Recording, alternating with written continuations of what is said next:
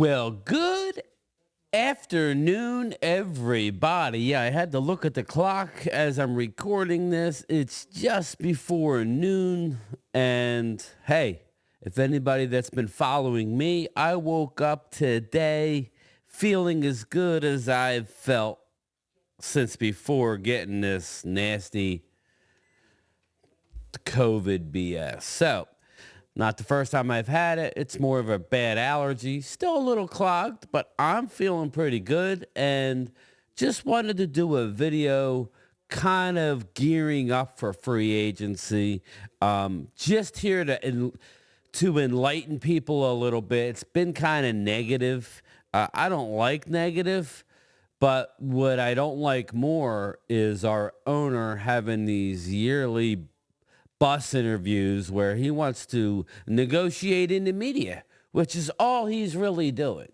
Everybody has to take a step back. We're getting caught up. You know, Jerry says Dak doesn't have to have an extension or a new deal. It's all bargaining. He's bargaining. You know, he's at the poker table, right? And he thinks he's looking good. He's probably got $100 in chips in front of him, and he's sitting on a pair of deuces, right? No wild cards here. And Dak Prescott is sitting on a full house with a stack of chips. Jerry, maybe do a different tactic. Maybe be a little nicer to him. Maybe show him a little bit more respect when it comes to having to play on the final year of his deal. Not once, but twice. Maybe franchising him not once, but twice, which is why this last deal that he did, his agent, Todd France, shout out to Todd France, hell of an agent. Dak, you did the right thing by getting him. Do not settle. Todd France made him put a no trade and a no franchise clause. And Jerry, Mr. We don't need to make a new deal, went for it and made him sign. It's all negotiating through the media. Dak, I know you're not stupid enough to fall for it. Put on a little light here. I feel like it's a little dark. I don't know if that did anything. There we go. That's my opinion. But we are at the precipice of... We are literally, what's today? Today's March 3rd. So we are 8 days away, literally 8 days. 12 noon, high noon on the 11th is legal tampering, which allows the Dallas Cowboys to tamper, to talk to players' agents, get your deals lined up. So not that you're not allowed to talk to agents now, because you know that they do. Except the Dallas Cowboys. Dallas Cowboys, they wait till the last possible minute to get under the cap, to do everything. Deadline makes deals, right? Mm-hmm. Yeah. Okay. Shot right there hurting, but you can see that Jerry Jones got jacked up. Jerry Jones got jacked up because he loses every negotiation that comes down to the final minute. So, whatever. You do you, Jerry. Or Jerry/Steven is what I should say. Jerry, Dak doesn't have to have a new deal. That's all BS. That's BS. That's BS. That's BS.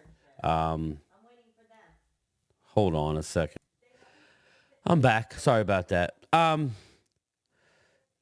So this whole negotiating in the media, I'm over it. I'm absolutely over it.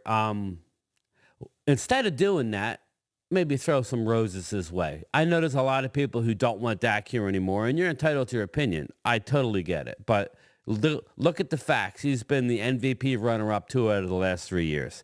Now, Tyron Smith is gone, all but gone. I'm not saying he's totally gone, but he's gone. Obviously, Dallas wanted to lowball him again. How I would have done it, okay, I would have said, go out, get your deal, bring it back to us. This is your last dip into free agency. We're not going to hold you back any longer. We thought we had a good plan for you, so wherever you go, I think you should use that plan. Wherever you go, you should bring that plan with you. Less practicing, give you your Wednesday day off. That seemed to help Tyron last year. As Jerry said, Tyron was his best and most healthiest going into the playoffs. So that's good. That's a good thing. I don't think he's coming back. We have two options there. Option one is to go into the draft and draft an offensive tackle. A tackle, not a center. Getting the center we want is possible. There's a couple guys. There's 3 guys I'll take. I'm not locked in on just Jackson Powers Johnson. He's the best, but if he's there, then great. If he's not there, you do have other options. But not all 3 will be available in the second round. And we're hearing they're looking at linebacker in the second round. So, linebacker is not a deep class in this draft. So it all relies on free agency, which gets back to this is all BS. They are going to sign Dak Prescott long term. The haters, just get ready. They're going to get well under the cap, and they're going to have to bring in people week 1 of free agency. That's my guess. A defensive tackle, linebacker, possibly running back is a sneaky concern. I would love for them to get a running back. That way we wouldn't have to necessarily rely on running back in the first 3 rounds. We have other issues. All right. What I want to do here is talk about Dak Prescott and giving Dak a damn running game. Now, like getting back to if Tyron Smith is out of the equation, you have multiple options. With the first pick in round 1, you need an offensive tackle. I know they're talking to corners. That's a mistake, people. We have plenty of corners on the roster. We can draft a corner. But if you hit free agency and if you're going to re-sign Jordan Lewis, I think you could pass on corner in round 1. I think you need an offensive tackle. I really do. But if Tyron's gone, you could draft a left tackle or wait to see what's there and then to see if you can get your center, then get your center. I know they're talking to Tyler Biadasz' agent. That's an outside chance of him coming back. I personally don't want Tyler Biadasz back. Thank you for your service. So that way it gives you some option. If you end up getting, the center that you really love, then you could move Tyler to left tackle. And then you have TJ Bass and you have Brock Hoffman. Or, that it would be TJ Bass. Brock Hoffman would be the backup guard, maybe the swing guard. Start TJ Bass, kick Tyler out to the left. Or if you end up getting the center, then leave Tyler at left guard. And we still have like Asim Richards that we don't know what's going on. But anyway, the best thing we could do is give Dak Prescott a running game. That's what we need to do. I'm gonna just give you a little clips of this is Nick Eatman, I believe. Just listen to this. Give him a running game. That's really what it comes down to. Give him a running game, which, like you said, starts with the offensive line, and I'm fine with that too. I'd be okay if they drafted offensive line once again. If they drafted a lineman in the first or second round for 3 or 4 or 5 years in a row, that would be fine with me. Because then you continue to have really good players up front, and if you have good players up front and you get the pressure off your quarterback, then you can do some good things.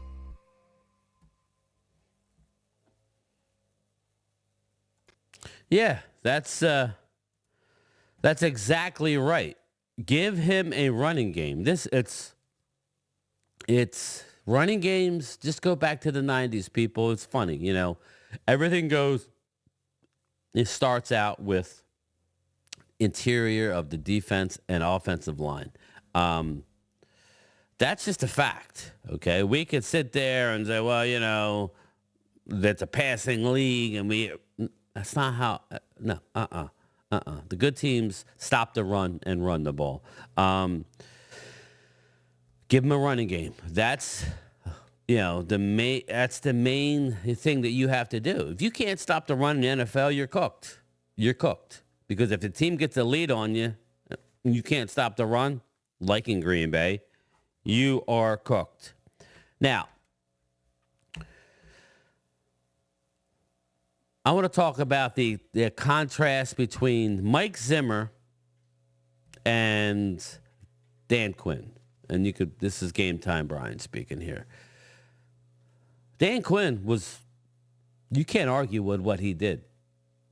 I mean, you can't argue what he did as far as causing turnovers. Turnovers are the key, whether you're a quarterback, you want to keep your turnovers low, and if you're a defense, you want to get as many turnovers as you can. Turnovers is what usually wins the game at the end of the day. 99% of the time, the team with the more turnovers or causes the more turnovers wins the game. If you're the team who loses the turnover battle, I wouldn't say 99. Let's go 90, 95. It's not scientific, but, if you win the turnover battle, you have a chance of winning the game. Now, everybody is so upset about losing Dan Quinn. And Dan Quinn has had his time here. Don't think for 1 minute that Dan Quinn didn't have his hand in the draft, because he did. Dan Quinn absolutely had his hand in the draft, and they were getting the kind of guys that he liked. It's a happy medium with getting smaller, fast guys and getting big guys. There's a you need a little bit of both. Team speed, obviously, going back to Jimmy Johnson, team speed is the best possible thing. But you can't do it with, mighty mites, little guys. You can have one little guy. You can't have little guys across the board. The bigger, faster guy, that's what you're looking for, usually wins. But the difference between Zimmer's nasty. Zimmer's not going to put his arm around you. Zimmer's going to yell in practice and in training camp until you get it right. Whereas Quinn may pull you aside, put his arm around you, and that's what's been happening, and it's helped the defense. But let's not say that Dan Quinn didn't have a hand in any of the personnel, because that he did. Now, did we get him everything he wanted? I'm sure not. I'm sure that we didn't. I'm sure he went in and wanted Bobby Wagner. We had a chance at him twice, and that's funny enough. We have a chance at him for a third time. Don't expect a Bobby Wagner to be in Dallas. Now, you never know, but I think how Dallas is penny pinching, he's going, with all this extra money, he's going to go somewhere else, and I don't blame Bobby. But let's listen into the contrast between Mike Zimmer and Dan Quinn. Versus the fun uncle.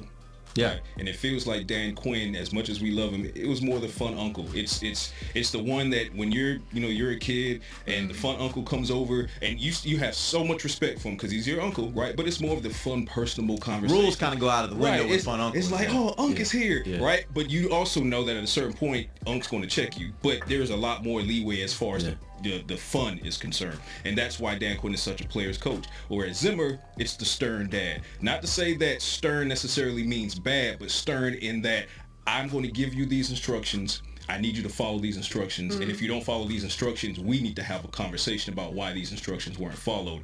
And it's more so that aspect. We need so I that. really think the fun uncle has left the building. The stern dad is coming in, and that's what this locker room kind of needs to get used to. And we need the stern uncle. Make no mistake about it. We need the stern uncle right now. We don't need your friend. We need players, but we're not that. We finished the year with a lot of, I think we were top 5 in overall defense. Zimmer versus Quinn.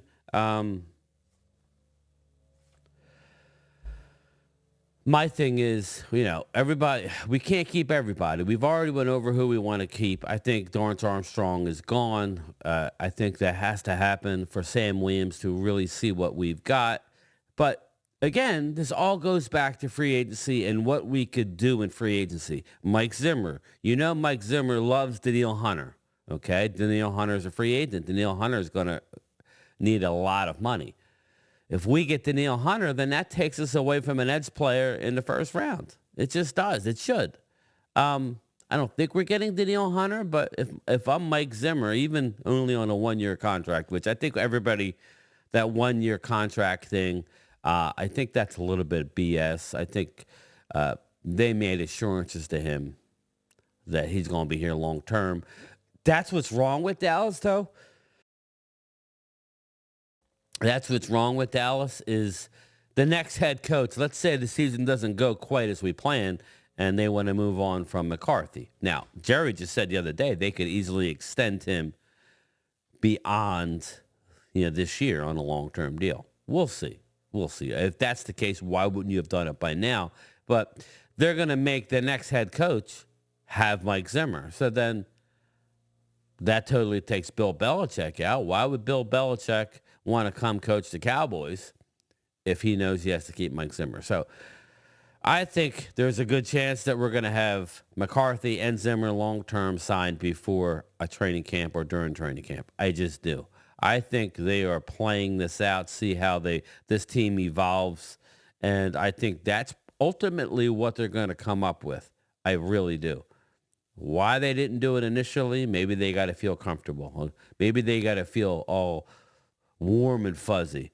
But getting back to Mike Zimmer, we need to find out what Mike Zimmer's type of player is. I believe Mike Zimmer's type of player is the big, physical, nasty. But let's hear exactly what it is, because let me rewind the video.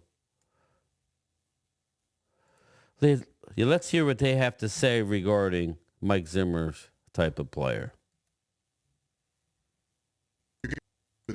He's going to ask you for some press corners. He's going to ask you for some guys that have those sweet feet that we like to talk about, the ability to jam, to turn, to run, to carry. Those are all things that we're going to have to look about. We're going to have to talk about those ones and those three techniques inside. He's always had a good combination of those guys. He's played with some small linebackers in his day. He's played with some long linebackers in his day. He likes a safety that's going to play with some range. It's going to play with his eyes. Mike is really excited about being here. I'm happy for him. But he is going to want players that are smart, tough, and get after the ball and are dependable.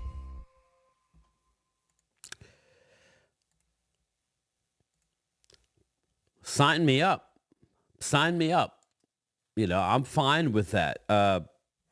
Mike Zimmer likes press corners, so that's the one thing about a guy like Kool-Aid McKinstry. We talked about him in the draft. That would have to be a first-round get. I think a press corner would help Deron Bland. I think when Deron Bland plays zone like you saw in the playoff game, it's a little shaky. Press corner is exactly what a Deron Bland could do. It takes the thinking out of it. It's more physical at the line, and he's a ball hawk. And he's led the league in interceptions the last 2 years. So I'm excited about having Zim back, but we need to take advantage of that. So let me see here. What do I want to talk about next?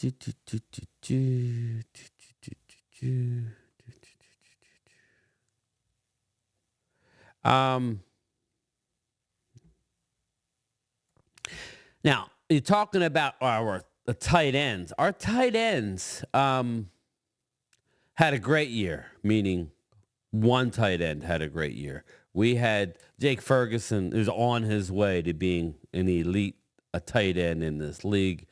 My opinion, we reached for Luke Schoonmaker in the second. Sean McKeon's a free agent. I think he's going to walk. Don't forget, John Stevens. John Stevens was a tight end. He was a rookie tight end last year in training camp who was outperforming anybody that we had in training camp, was dynamic. He was a college wide receiver. He's a big boy, more of a catcher rather than an inline blocker. But let's listen to my man Nick Eatman and his opinion on the second-year jump for said tight end draft pick, Luke Schoonmaker. I would think Schoonmaker is going to be a pretty good player. I really do. Especially if Ferguson continues the route that he's on. I think Schoonmaker is also gonna get some opportunities. His confidence is gonna continue to grow. He's gonna be bigger, stronger, gonna be a really good blocker. I think Schoonmaker is gonna have a chance to be a really nice player, and so he would be a guy that I would pick there. Didn't say too much there, but you get what he's trying to say. He had that plantar fascia issue. Okay, he had that plantar fascia issue. So if anybody's had it, it's annoying. I don't know that it ever goes away, but it does get better. So let's hope that Luke has a better sophomore season being in the pro offense. I think he will. But, you know, I don't want to make this video too long. I did want to talk about Wanye Thomas. So, well, real quick, jumping back to the corner, I did say that Kool-Aid McKinstry would come in and fit good with this defense. He's the Alabama corner. To me, he's the second of the two. I like Terrion Arnold a bit better, and I think Terrion will go ahead of him, especially now with the True Jones fracture, which is a multi-month injury. I explained exactly what that was. It's the bone on the outside of your foot. Doesn't get a lot of blood flow. I had that years ago. I'm not a professional athlete. They didn't put a screw in mine, and I kept having to go back after 6 weeks to get x-rays on it. It took about 3 months to fully heal, and I still feel it from time to time. What they do with athletes with that injury is put a screw in it, and it makes it more stable, and you can recover a little faster. Still don't expect them to be ready. Maybe OTAs, but he will not be full speed. He won't be full speed until training camp. So that's going to affect him big time coming out of draft. It may slide him out of the first round, despite what people might say. But we have a lot of younger safeties. Wanye Thomas, my partner on the other channel, Primetime Phil. Shout out to Primetime Phil. Brought to you by Primetime Studios. We will be doing more shows, coming up in the very near future on Primetime Phil. We have not done much on that channel as of late. Phil's been a busy man, but he's ready to get fired back up, so I'm looking to do it. But let's look at Phil's guy, Wanye Thomas. Let's listen to some of the insiders at Dallas Cowboys and their opinion on one said Wanye Thomas. That now you've had some time to kind of reflect on the season, reflect on the loss to Green Bay.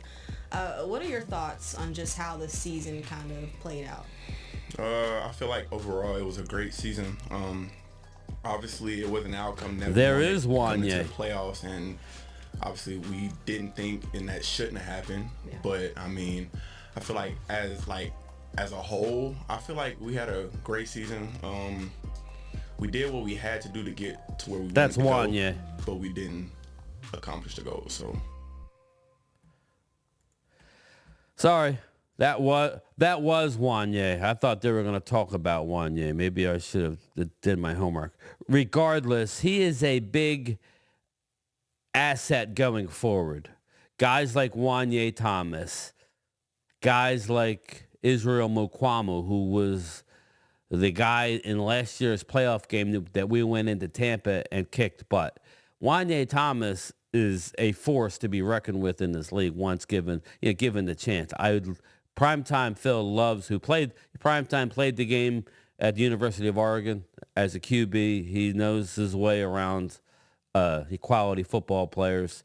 He loves Wanye. And from what I saw, he has a big upside. So we have more in the cupboard than people may think. I'm surprised to hear that they want to bring back a Jordan Lewis. All in all, the state of the Cowboys franchise on the field, I think, is more than fine. We've won 12 wins over the last 3 years. I'm more concerned about the state of our front office. So maybe I'll use the headline of this video is Dallas Cowboys, the State of the Union. I don't know. This is my State of the Union. I think we're going to be fine this year. I think we're going to be good. I think we're going to do moves in free agency, and I think we're going to have a decent draft. But I need to see my front office change course a bit and get their head out of their ass, because I feel like they're doing the tactics from the 90s, and we play under different rules now. There's a salary cap. There's a lot of different things that need to take place at the highest level. I have full confidence in Mike McCarthy building off of what he did with Dak. 36 touchdowns, 9 interceptions, over 4,500 yards passing. Everybody wants to look at one playoff game.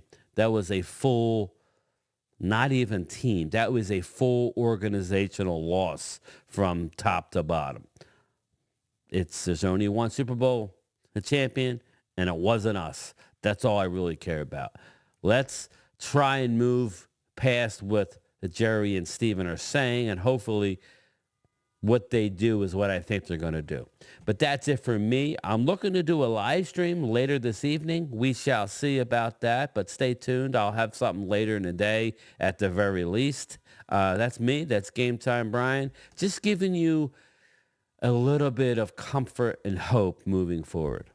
In saying that, everybody, hope you have a wonderful Sunday afternoon. I will talk to you later. Peace.